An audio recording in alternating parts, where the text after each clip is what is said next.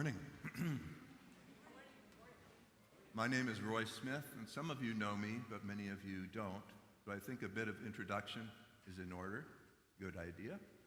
I'm the lay leader at St. Mark United Methodist Church, which is a church that's in the process of merging with First United Methodist Church, with all of our dozen or so people.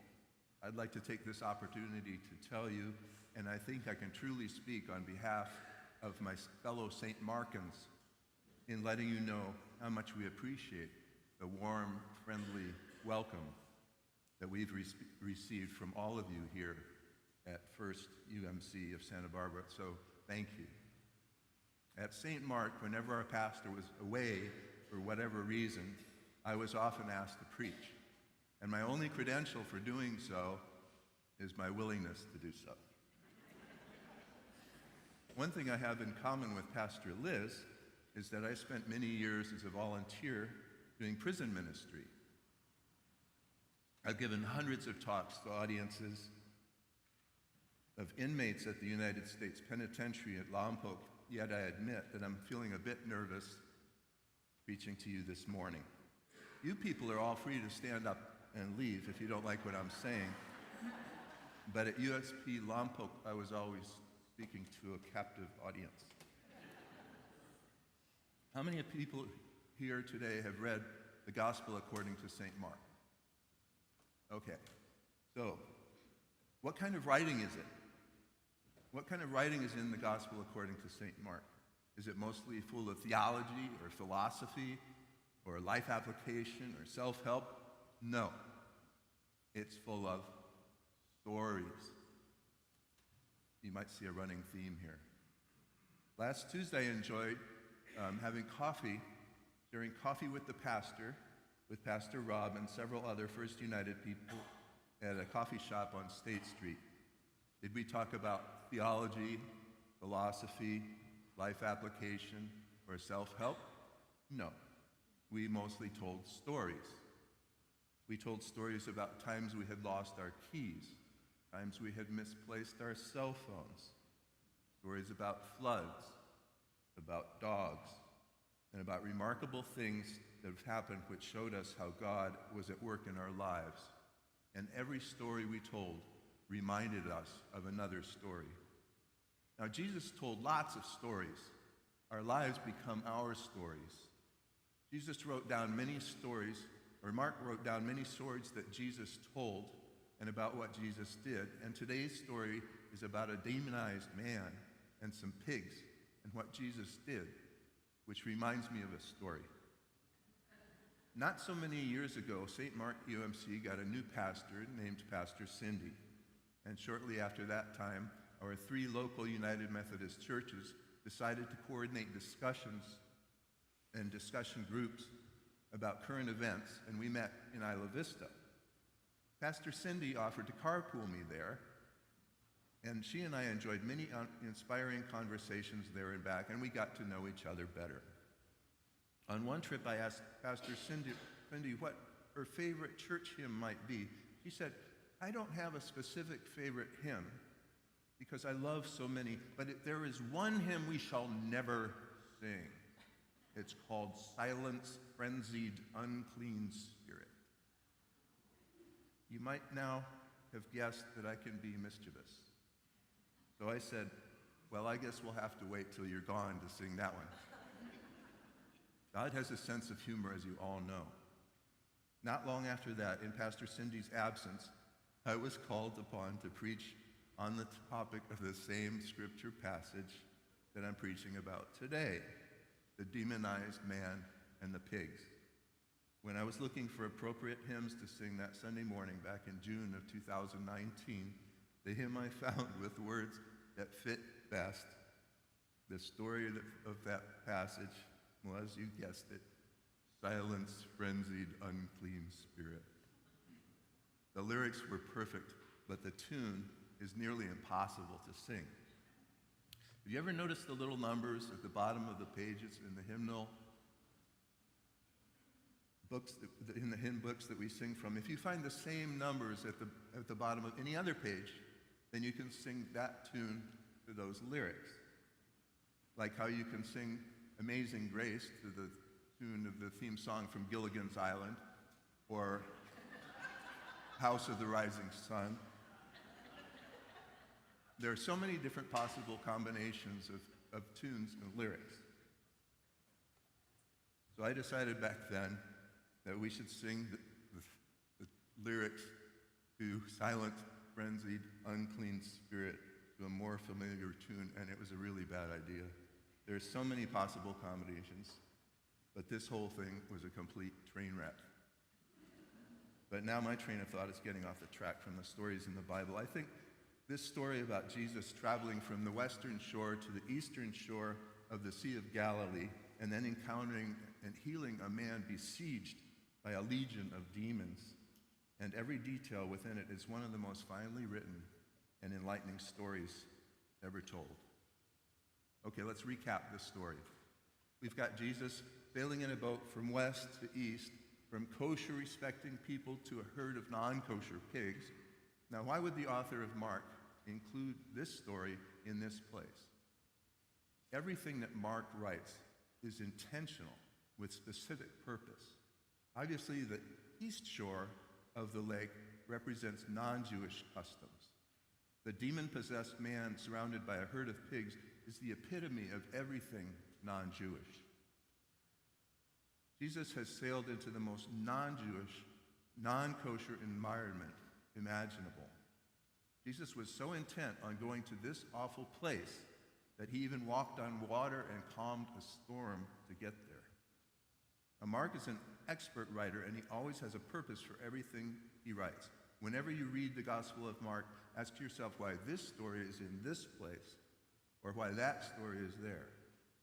Mark is like an ancient architect, carefully choosing stone by stone every element for what he wrote.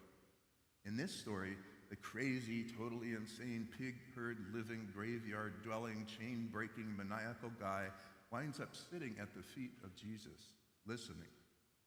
Not only that, he takes in the good news about what Jesus was saying, and he spreads it all over town.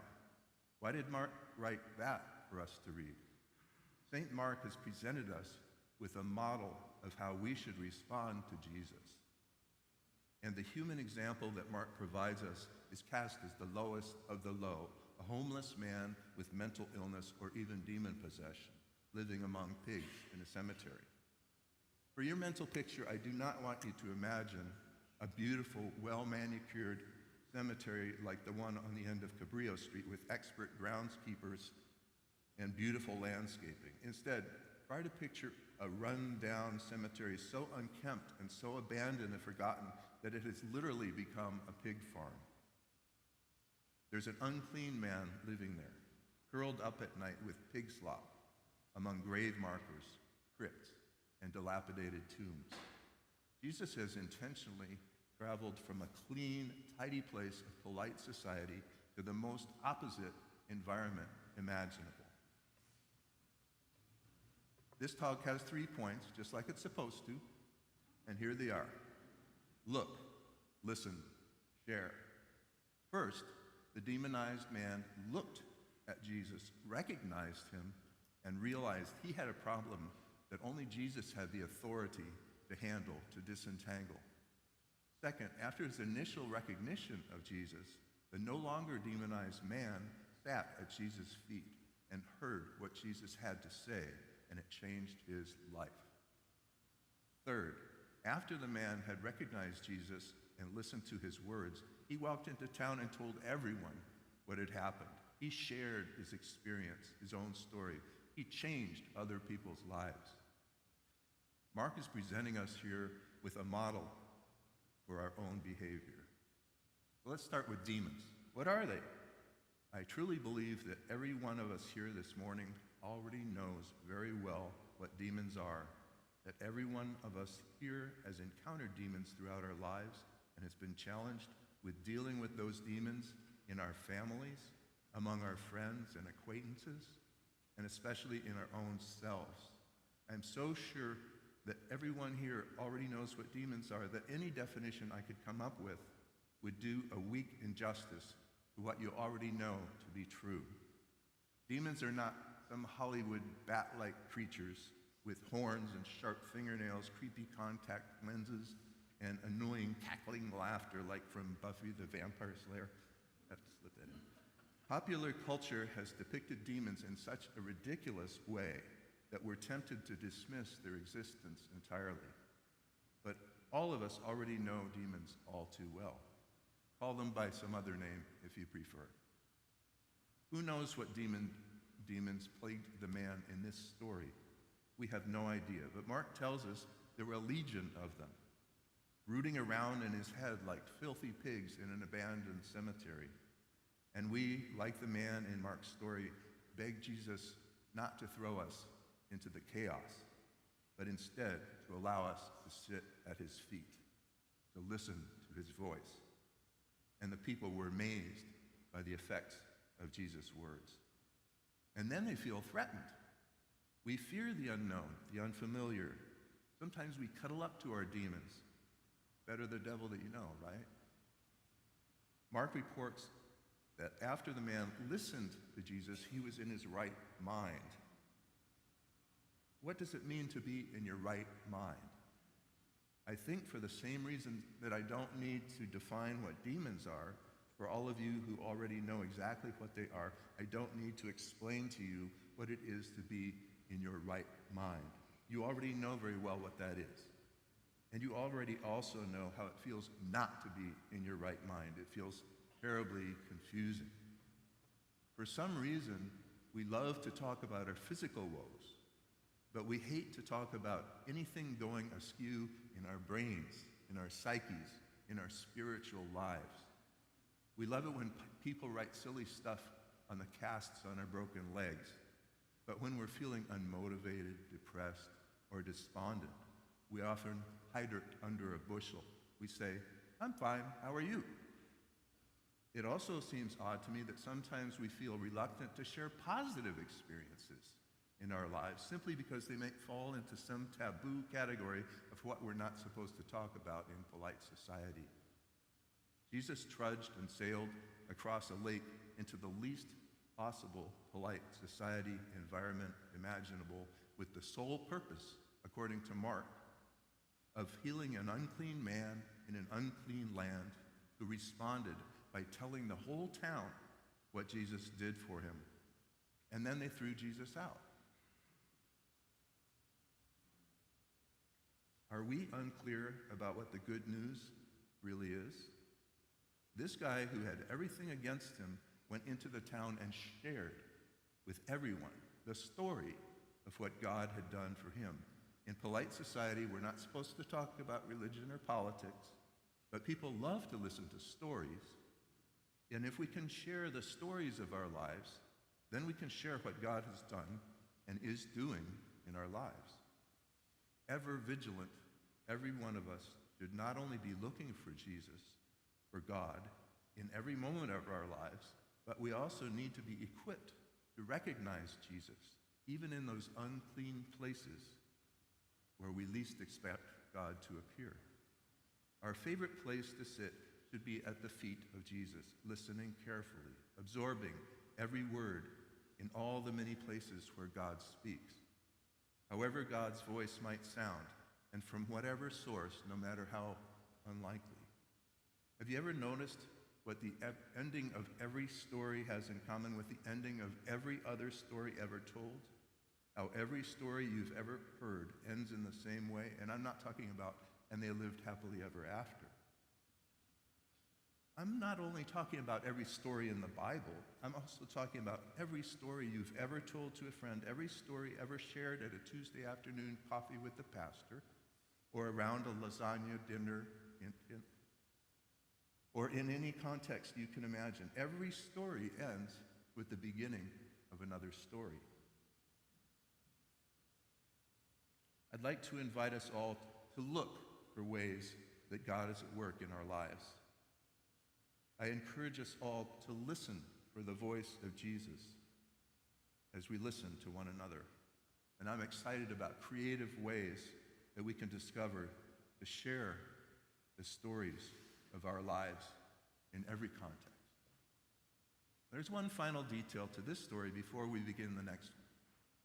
Last Tuesday at Coffee with the Pastor, Pastor Rob told me something that made me change the way I think about the story about Jesus driving the demons into the pigs, and how the pigs jumped into the lake and drowned.